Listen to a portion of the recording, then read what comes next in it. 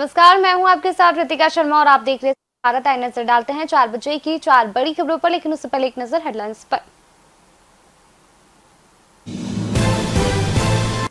भोपाल में मछली परिवार की जमीन सीमांकन शुरू, 99 एकड़ सरकारी जमीन की नपती, भारी पुलिस बल तैनात। मछली परिवार पर जमीन कब्जाने का आरोप, सीमांकन में 7 से 10 दिन का समय लगेगा। सागौर बस स्टैंड पर अव्यवस्था का आलम, पीतमपुर में यात्रियों को प्रतीक्षालय में भारी असुविधा, अतिक्रमण से बड़ी यातायात समस्या, नगर पालिका से जल्द सुधार की उम्मीद। छतरपुर में सीएम राज स्कूल में अव्यवस्था उजागर, अभिभावकों ने कलेक्टर को सौंपा ज्ञापन, संगीत खेल कंप्यूटर शिक्षा ठप, सीसीटीवी पेयजल और अनुशासन का संकट। सिंगरौली में प्रशासन की तोड़फोड़ से हंगामा, ठोटी मेन रोड पर घर तोड़े जाने पर लोगों में आक्रोश, 20 लाख रुपए की गड़बड़ी का आरोप लगाया गया। प्रशासन और पुलिस ने भीड़ को काबू में किया।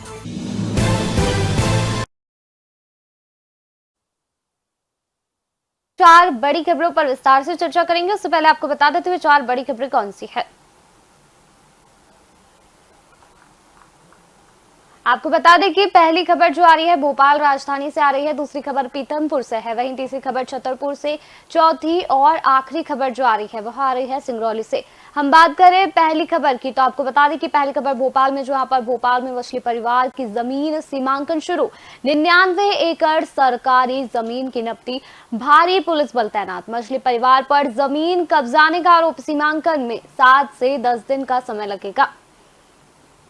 दूसरी खबर पीतमपुर से, जहां पर सागौर बस स्टैंड पर अव्यवस्था का आलम, यात्रियों के प्रतीक्षालय में भारी असुविधा, अतिक्रमण से बड़ी यातायात समस्याएं, नगर पालिका से जल्द सुधार की उम्मीद। तीसरी खबर छतरपुर से, जहां पर सीएम राइज में अव्यवस्था उजागर, अभिभावकों ने कलेक्टर को सौंपा ज्ञापन, संगीत खेल कंप्यूटर शिक्षा ठप, सीसीटीवी पेयजल और अनुशासन का संकट। बात करें चौथी और आखिरी खबर की, तो वह आ रही है जो कि सिंगरौली से आ रही है। आपको बता दें कि सिंगरौली में प्रशासन की तोड़फोड़ से जो हंगामा देखने को मिला है, टोडी मेन रोड पर घर तोड़े जाने पर लोगों में आक्रोश देखा गया, 20 लाख रुपए की गड़बड़ी का आरोप लगाया गया। प्रशासन और पुलिस ने भीड़ को काबू में किया। पहली खबर राजधानी भोपाल से, भोपाल का कुख्यात मछली परिवार और उसकी गैंग फिर से विवादों में घिर गई है। ड्रग्स, यौन शोषण और हथियारों के मामलों के बाद अब इस परिवार पर 99 एकड़ सरकारी जमीन कब्जाने का आरोप लगा है।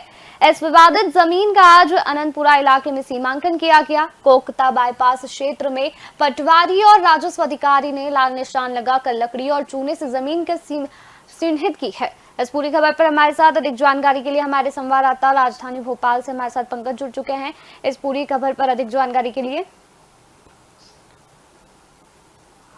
पंकज, भोपाल में मछली परिवार की जमीन का जो है सीमांकन शुरू हो गया है, वहीं 99 एकड़ सरकारी जमीन की नपती की गई है, वहीं इस दौरान पुलिस बल भी देखने को मिला है। क्या कुछ कहना है आपका इस पर? देखिए, आज जो है रवि श्रीवास्तव जो एसडीएम है गोविंदपुरा के, वो अपनी पूरी टीम के साथ वहाँ पहुंचे थे। उनकी टीम में 3 राजस्व निरीक्षक और 12 पटवारी के साथ भारी पुलिस बल मौजूद था। ये पूरा मामला एक्चुअल में 99 एकड़ से जुड़ा हुआ मामला है, जिसपे ये मछली परिवार का कब्जा बताया जा रहा है। लेकिन इसमें से जो राजस्व रिकॉर्ड कहता है, उसमें ये बताया गया है कि साल 1984-85 में वेटनरी विभाग का जो कॉलेज और अनुसंधान केंद्र बनना था जी, उसके लिए 30 से 40 एकड़ जमीन जो है अथाई खेड़ा डैम के आसपास आवंटित की गई थी। लेकिन इस जमीन पे अभी मतलब काम शुरू नहीं हो पाया है। उनके कुछ कॉटेज वगैरह बने थे विभाग के, लेकिन इस पे काम शुरू नहीं हो पाया था। उस जमीन पर इन लोगों ने कुछ कागजों में हेरफेर करके डायमंड सिटी, कस्तूरी और कोटियाड नाम से कुछ कॉलोनियां बसाने की कोशिश करी है। हालांकि आज अवकाश का दिन था, इसलिए बहुत ज्यादा कार्रवाई नहीं हो पाई है, लेकिन इस कार्रवाई को अब लगातार जारी रखा जाएगा। और बताया जा रहा है कि इसमें लगभग 25 मकान जो बन चुके हैं और 50 प्लाट भी नकदी के दायरे में आ रहे हैं। जी, वहीं सीमांकन प्रक्रिया पूरी होने के बाद सरकार क्या अगला कदम उठाएगी? अवैध निर्माण हटाने की कार्रवाई की जाएगी या न्यायिक जांच शुरू की जाएगी? नहीं, इसमें सरकार की मंशा बिल्कुल स्पष्ट है और स्पष्ट निर्देश है मुख्यमंत्री मोहन यादव के कि इसमें जो भी अवैध कब्जा है या कब्जे पे उनका कोई निर्माण है, उसको तत्काल प्रभाव से हटा दिया जाए। जी, वहीं जिस तरह से मछली परिवार पर पहले से ही ड्रग्स केस चल रहे हैं, हथियार और यौन शोषण के मामलों का केस है, तो इसमें इसका क्या कोई कनेक्शन है?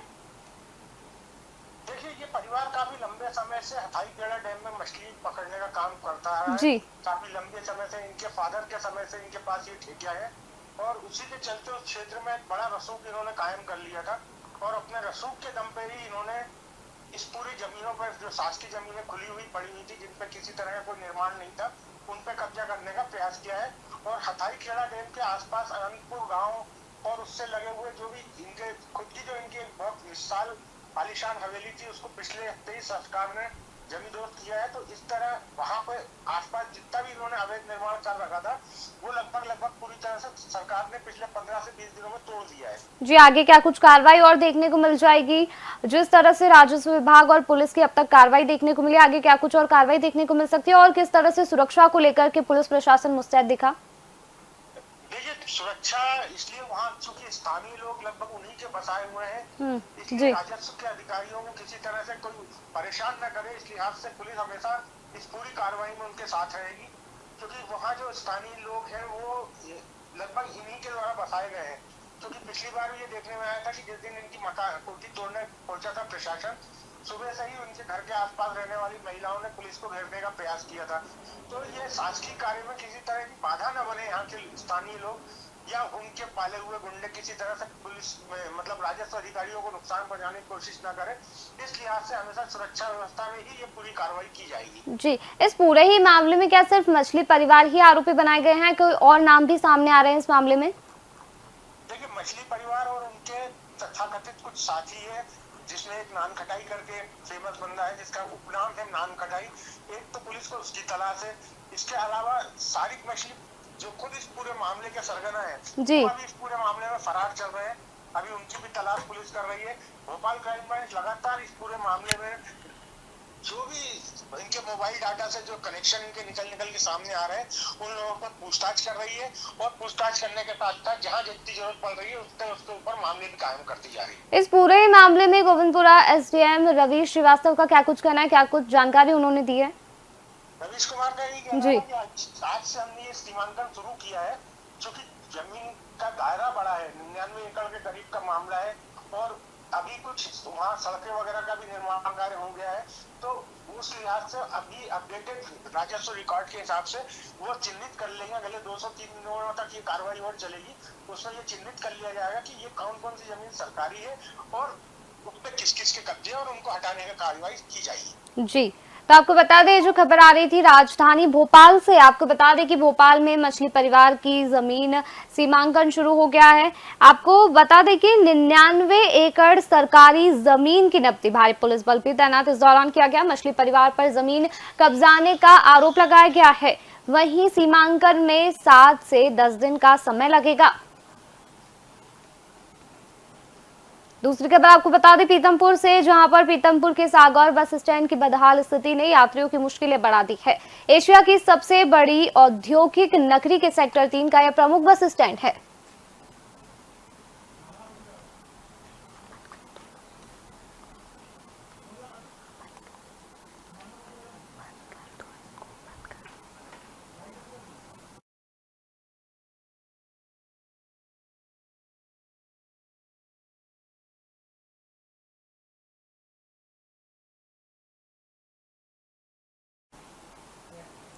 इस पूरी खबर पर हमारे साथ अधिक जानकारी के लिए हमारे संवाददाता पीतमपुर से विजय अग्रवाल जुड़ चुके हैं हमारे साथ।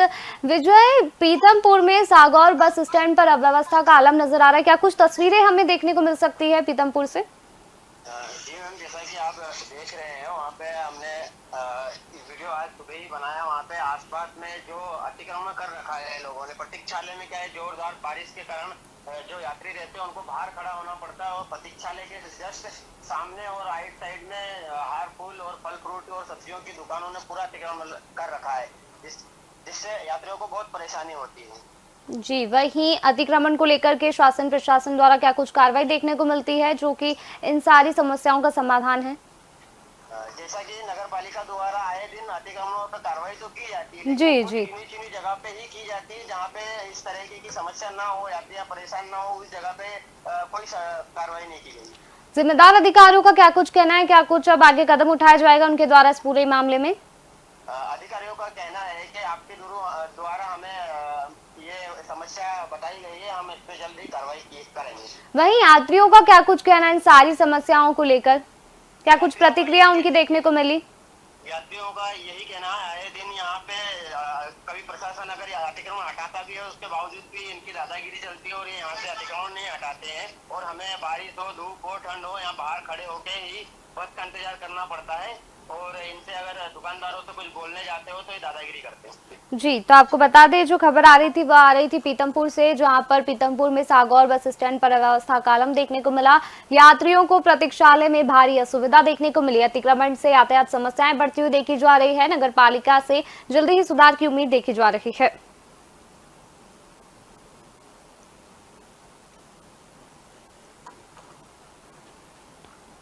चलिए अब रुक करते हैं तीसरी खबर की ओर, जो कि छतरपुर से आ रही है। आपको बता दें कि छतरपुर के सीएम राज संदीपनी विद्यालय में इन दिनों जो है भारी अव्यवस्थाएं सामने आ रही है। कलेक्टर जनसुनवाई के दौरान वार्ड पार्षद और अभिभावकों ने संयुक्त रूप से ज्ञापन सौंपकर विद्यालय प्रबंधन के खिलाफ कार्रवाई की मांग की है।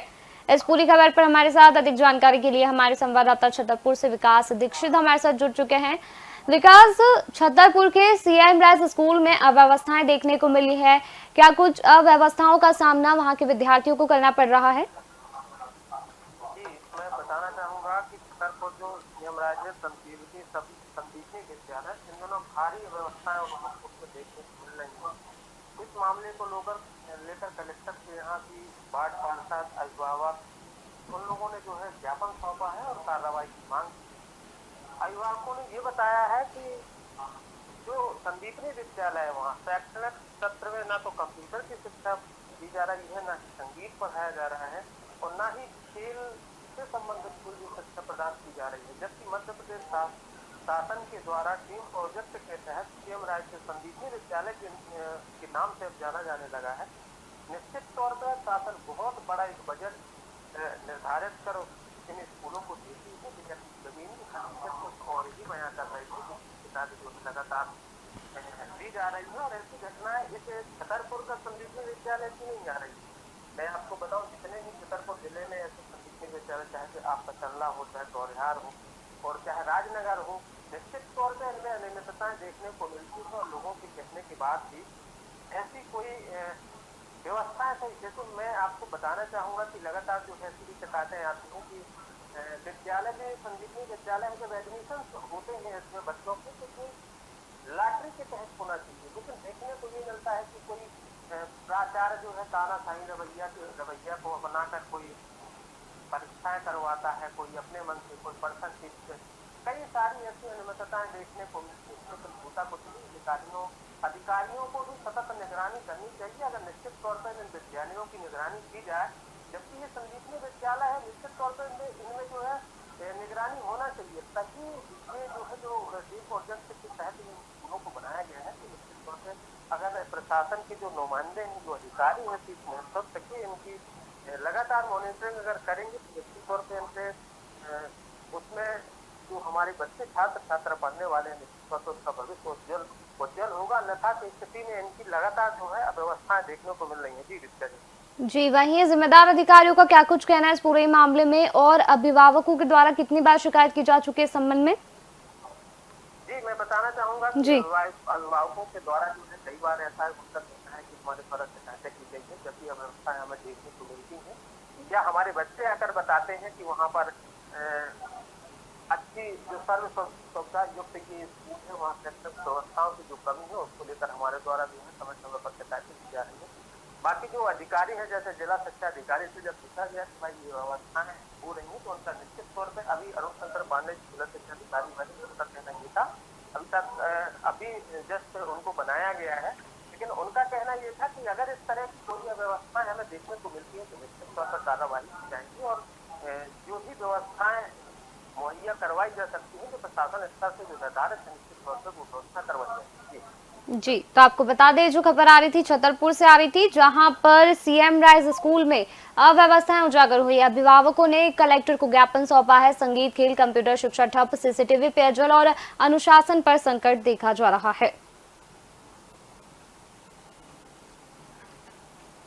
चलिए अब रुक करते हैं चौथी और आखिरी खबर की ओर, जो कि सिंगरौली से है, जहां पर सिंगरौली के विंध्यनगर थाना क्षेत्र अंतर्गत टोटी मेन रोड पर गुरुवार को सुबह प्रशासन के द्वारा राजेश पांडे के घर को जमींदोज करने की कार्रवाई के दौरान बड़ा हंगामा हो गया।